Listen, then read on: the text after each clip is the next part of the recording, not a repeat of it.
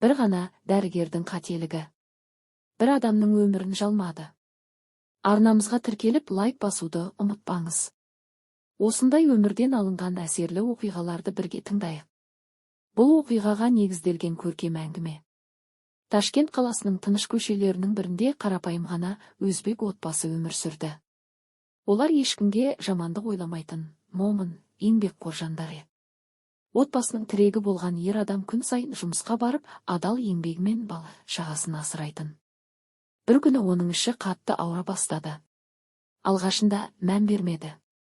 Өзінен өзі басылар деп ойлады. Бірақ күн өткен сайын ауырсыну күшейіп, тамақ іше алмайтын халге жетті.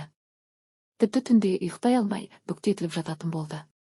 Жұбайы, енді шыдамаңыз. Ауруханаға барайық. Денсаулықтан қымбат ештеңе жоқ деді. Ер адам келісіп келесі күні қаладағы ауруханаға барды. Дәрігер оны аз уақыт қана қарап шықты.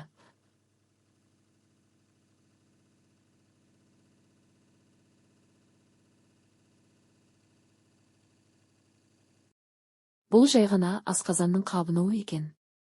Асқазанды жуып жібереміз, бәрі жақсы болады деді.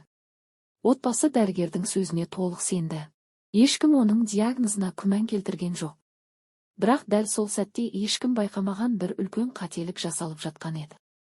Ал сол қателік арада бір апта өткенде орны толмас қайғыға айналатынын ешкім білген жоқ. Үйіне қайтып айтқан дәрілері дәрігердің айтқаны бойынша асқазанды жуу процедурасы жасалды. Отбасы мүшелері мұның бәрі дұрыс ем деп ойлады. Процедура аяқталған соң дәрігер, енді алаңдамаңыздар. Бірнеше күн демалсаңыз болды, жағдайыңыз жақсарады деді. Ер адамда дәрігердің сөзіне сендің уақытында ішіп жүрді. Алғашқы 2 күнде ауырсынуы аздап бәсеңдегендей болды. Бірақ 3-ші күннен бастап жағдайы қайтадан нашарлай бастады. Іші бұрынғыдан да қатты шаншып дене қызуы көтерілді. Тамақ ішкісі келмей әлсіреп кетті. Жұбайы қайта-қайта, тағы ауруханаға барайықшы. Бұл қалыпты жағдай емес қой, деп уайымдады. Бірақ ол, дәрігер бәрі жақсы болады деді ғой. Аздап шыдайын деп жақындарын жұбатуға тырысты. Күн өткен сайын беті бозарып, жүруге де шамасы келмейтін болды. Бір аптаға жетер-жетпес уақытта ауырсыну төзгісіз деңгейге жетті.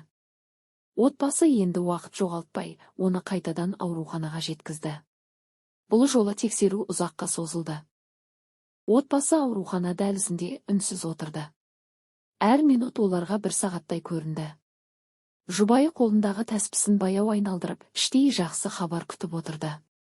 Біраз уақыттан кейін бір дәрігер сыртқа шықты.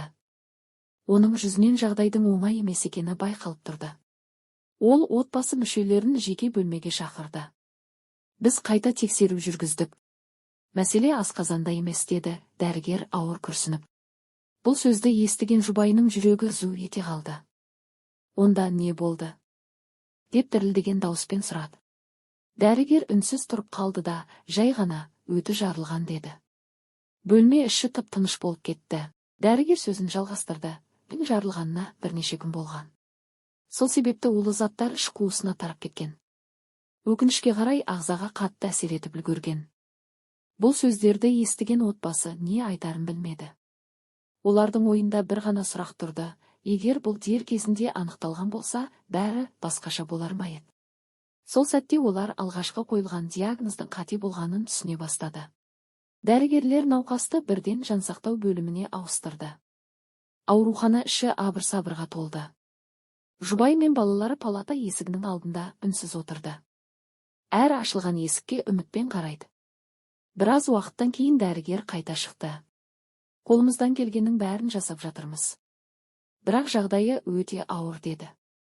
Бұл сөздер отбасының жүрегіне ауыр тиді. Сол түні ер адам көзін әрең ашып, жұбайын қасына шақырды. Ол әлсіз ғана күлімсіреп, балаларға жақсы қара. Ешқашан бір-біріңнен ажырамаңдар деді. Жұбайының көзінен жас парлап кетті. Ондай сөз айтпаңыз. Сіз міндетті түрде жазылып шығасыз, деді ол жұбатқан болып. Бірақ ер адамның жүзіне қарап, оның өзі де жағдайдың ауыр екенін сезіп тұрғандай еді. Палатада үнсіздік орнады.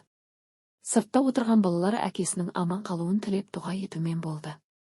Ал дәрігерлер болса, оның өмірі үшін соңғы күштерін салып күресіп жатты. Жансақтау бөліміндегі түн өте ауыр өтті. Дәрігерлер қолдан келгеннің бәрін жасап жатты. Бірақ ағзаға тараған күн өткен сайын оның жағдайын одан әрі қиындата берді. Таң ата ер адамның жағдайы тағы да күрт нашарлады. Туыстарының бірі дәрігерден, ол жазылып кете ме? Деп сұрады. Дәрігер үнсіз қалды. Біраздан соң ғана, біз соңына дейін күресеміз. Бірақ жағдайы өте күрделі деді. Бұл сөз отбасының жүрегіне мұздай батты. Сол күні кешке ер адам көзін ашып айналасына ұзақ қарады. Жұбайының қолынан ұстап, балалардың оқуын тоқтатпа. Бір-біріне тірек болыңдар деді әлсіз дауыспен. Ол әр баласына жеке-жеке қарап шықты. Көзінен мейірім мен қимастық сезілді. Отбасы оның мұндай сөздерді бекер айтып тұрмағанын іштей сезді. Бірақ ешкім үмітін үзгісі келмеді. Олар Алладан бір ғана нәрсе сұрады, тек аман қалса екен. Алайда дәл сол уақытта аурухана қызметкерлері бір шешім қабылдап жатқан еді. Бұл шешім отбасы үшін күтпеген әрі ауыр жаңалықтың бірі еді. Келесі күні таңертең дәрігерлер өзара ұзақ сөйлесті. Палатаға кіріп шығып жүрген медицина қызметкерлерінің жүзінен алаңдаушылық байқалды. Біраз уақыттан кейін бір дәрігер ер адамның жұбайын сыртқа шақырды. Науқастың жағдайы өте ауыр. Біз емді жалғастырып жатырмыз деді. Жұбайы үміттеніп, ол жазылып кете ме? Деп сұрады. Дәрігер бір сәт үнсіз тұрып қалды. Біз қолдан келгеннің бәрін жасап жатырмыз дегеннен басқа нақты жауап бере алмады. Сол күні түстен кейін ер адам жансақтау бөлімінде жатып үйін есіне алды. Балаларының күлкісі, шаңырағындағы қарапайым бақыт көз алдынан өтті. Кешке қарай ол жұбайына баяу ғана, үйдегі кейбір заттарымды балаларға таратып бер деді. Жұбайы таңырқап, неге бұлай айтып тұрсыз? Сіз әлі үйге қайтасыз ғой деді. Ер адам үнсіз ғана көзін жұмды. Ол ештеңе айтпаса да, өз жағдайының қаншалықты ауыр екенін сезіп тұрғандай еді. Ал отбасы болса, әлі де бір ғажайып болады деп үміттеніп отырды. Келесі күні таңертең аурухана қызметкерлері ер адамның жеке заттарын жинай бастады. Киімдері, құжаттары, телефоны және өзімен бірге алып келген сөмкесі жұбайына табысталды. Жұбайы таңырқап, неге заттарын беріп жатырсыздар? Ол әлі емделіп жатыр ғой деп сұрады. Медицина қызметкері сәл үнсіз тұрып, бұлар сіздерде болғаны дұрыс деп қысқа ғана жауап берді. Бұл сөздер отбасының көңіліне күдік ұялатты. Жұбайы көз жасын тыя алмай, жағдайы соншалықты ауыр ма? Деді. Ешкім нақты жауап бермеді. Сол сәтте ол жүрегімен бір нәрсені сезгендей болды. Бірақ соған сенгісі келмеді. Кешке ер адам тағы да көзін ашты. Балаларын қасына шақыруды өтінді. Балалар әкесінің қолын ұстап үнсіз жылады. Ол әрқайсысына мейірімен қарап, аналарыңды ешқашан жалғыз қалдырмаңдар. Бір-біріңе сүйеу болыңдар деді. Бұл оның ең маңызды аманатындай естілді. Ал палата сыртында дәрігерлер жағдайдың енді өзгеруі өте қиын екенін өзара талқылап тұрған еді. Күн ұясына батып, аурухана іші тыныштала бастады. Бірақ сол түні бұл отбасының жүрегінде тыныштық болған жоқ. Жансақтау бөлімінің есік алдында жұбай мен балалары үнсіз отырды.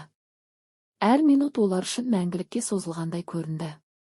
Түн ортасына таман дәрігер сыртқа шықты. Қаласаңыздар, кезекпен кіріп, онымен сөйлесе аласыздар деді. Бұл сөздерді естігенде отбасының жүрегі шым ете қалды. Жұбайы палатаға кіргенде ер адам әлсіреп қалған еді. Дегенмен ол әйелін көріп жай ғана күлімсіреді. Жылама.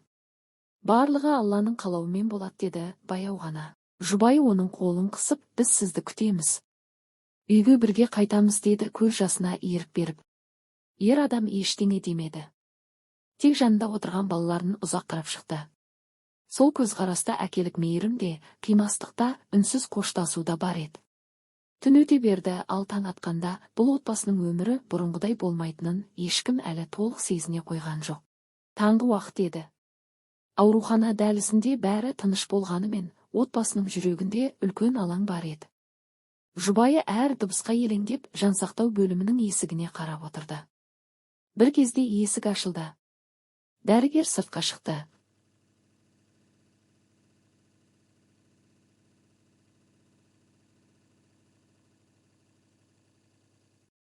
Оның жүзінен қуанышты хабар жоқ екені бірден байқалды. Жұбайы орнынан тұрып, не болды? Жағдайы қалай? Деп сұрады.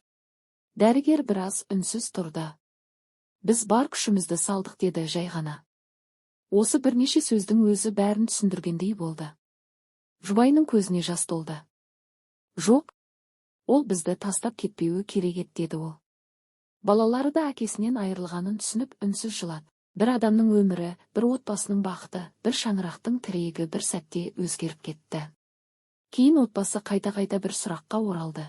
Егер ауруы алғаш анықталғанда дұрыс тексерілген болса, тағдыр басқаша болар ма еді? Бұл сұрақтың жауабын енді ешкім өзгерте алмайтын еді, бірақ бұл оқиға бір нәрсені еске салды. Денсаулыққа немқұрайлы қарауға болмайды. Сол күннен кейін бұл үйдің іші бұрынғыдай болмады. Кеше ғана балалармен күліп, үйге қуаныш әкеліп жүрген әке енді жоқ еді. Үйдегі әрбір зат оның бар екенін еске салатын. Ескі күртесі ілулі тұрды. Үстел үстінде аяқталмай қалған шайы қалды. Балалары әлі де есікке қарап, әкелері кіріп келетіндей сезінетін. Жұбайы үшін ең ауыр сәт балаларын жұбату болды. Ол өзі де қайғыдан еңсесі түссе де, әкелерін сендерді қатты жақсы көрді. Оның айтқанын ұмытпайық деп балаларын жігерлендірді. Бірақ оның жүрегінде бір ауыр ой кетпеді. Неге бұл жағдай ертерек анықталмады? Отбасы ешкімге жамандық ойламады. Олар тек болған жағдайдың себебін түсінгісі келді. Ал ауруханада сол күндері болған оқиға туралы әртүрлі әңгімелер тарай бастады. Бір қателік кейде бір адамның емес, тұтас отбасының өмірін өзгертетінін бәрі түсінді. Уақыт өте келе отбасы болған жағдайды түсінуге тырысты. Олар дәрігерлерден қайта-қайта сұрады. Неге бастапқыда басқа диагноз қойылды? Неге ауруы бірден анықталмады? Бірақ бұл сұрақтардың ешқайсысы олардың жүрегіндегі қайғыны жеңілдете алмады. Жұбайы күйеуінің соңғы айтқан сөздерін есіне алды. Ол балаларға қара деген еді. Сол сөздер енді оның жүрегінде мәңгі сақталды. Отбасы өте жуас, сабырлы адамдар болатын. Олар жанжал шығаруды, біреуге жамандық тілеуді қаламады.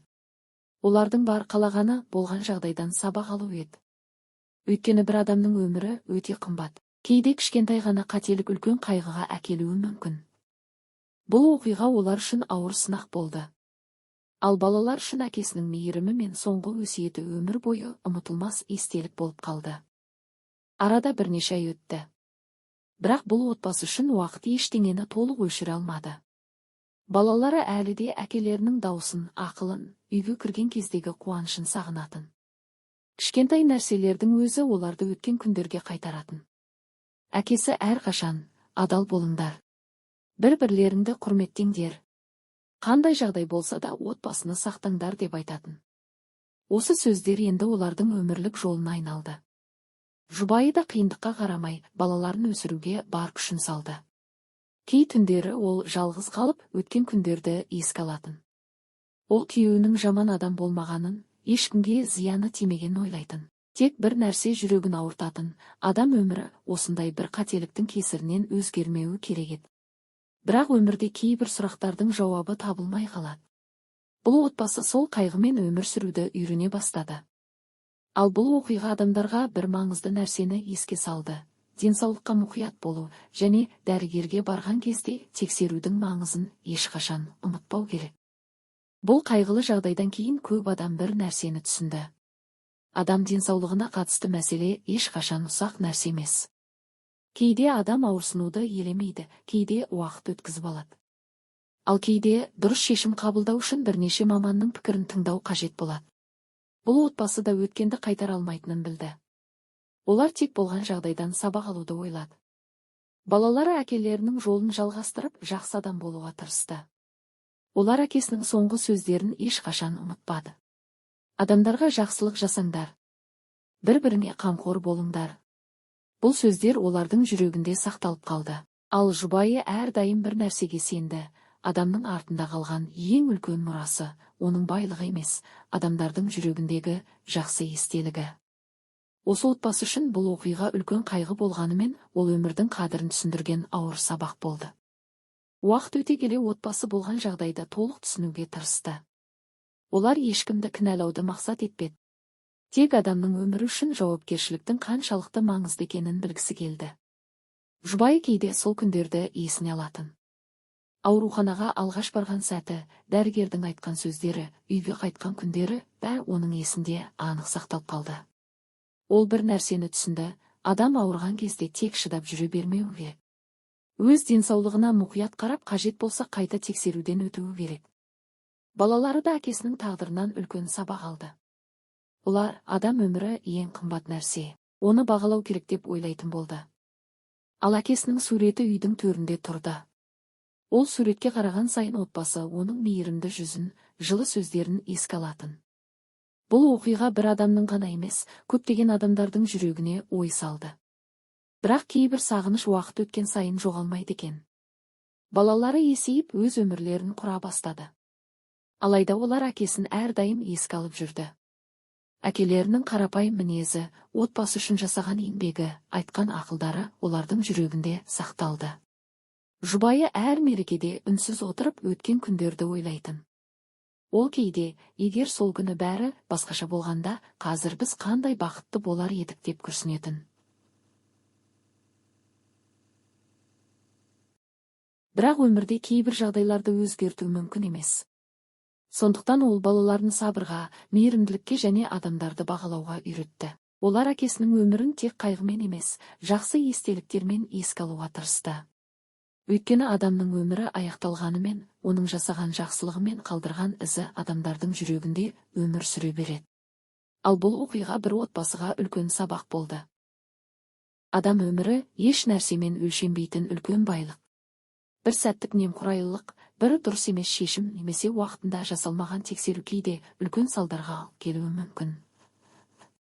Сондықтан әр адам өз денсаулығына жауапкершілікпен қарауы керек. Егер денеде түсініксіз белгі пайда болса, оны елемей жүре беруге болмайды.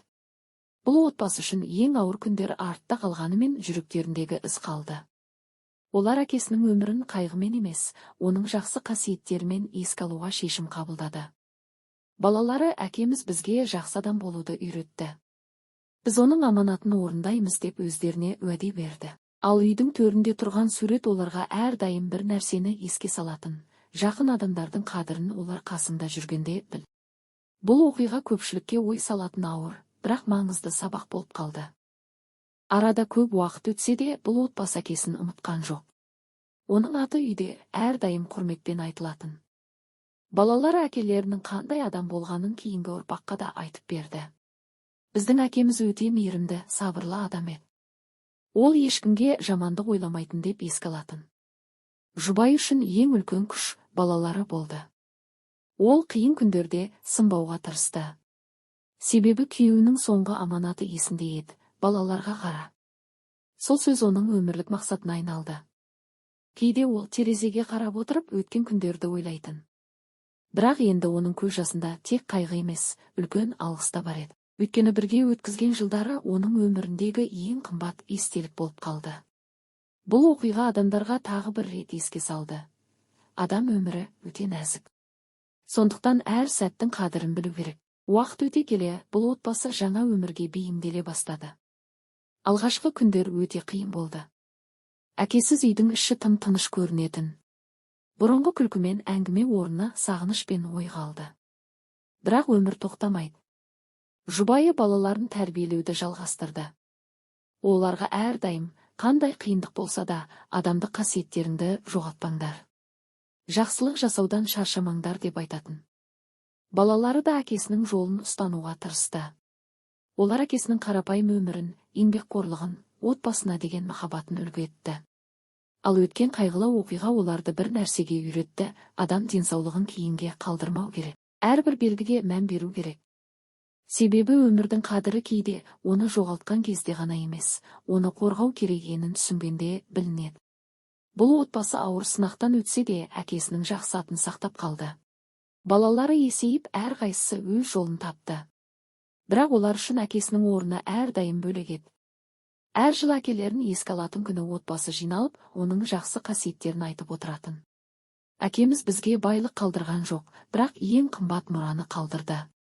Ол адамдық пен мейірім дейтін балалары. Жұбайы сол сөздерді естігенде жүрегі жылып қалатын. Өйткені ол күйеуінің өмірі бекер өтпегенін түсінді. Ол бір отбасының тірегі болды. Балаларына тәрбие берді. Жақсылықтың үлгісін көрсетті. Әрине, өткенді қайтару мүмкін емес еді. Бірақ оның өмірі мен тағдыры адамдарға үлкен ой салды. Кейде адамға ең керегі уақытында көңіл бөлу, денсаулықты бағалау және жақын адамдардың жанында болу. Бұл отбасының жүрегінде бір ғана тілек қалды. Ешбір отбасы осындай қайғыны бастан өткермес екен.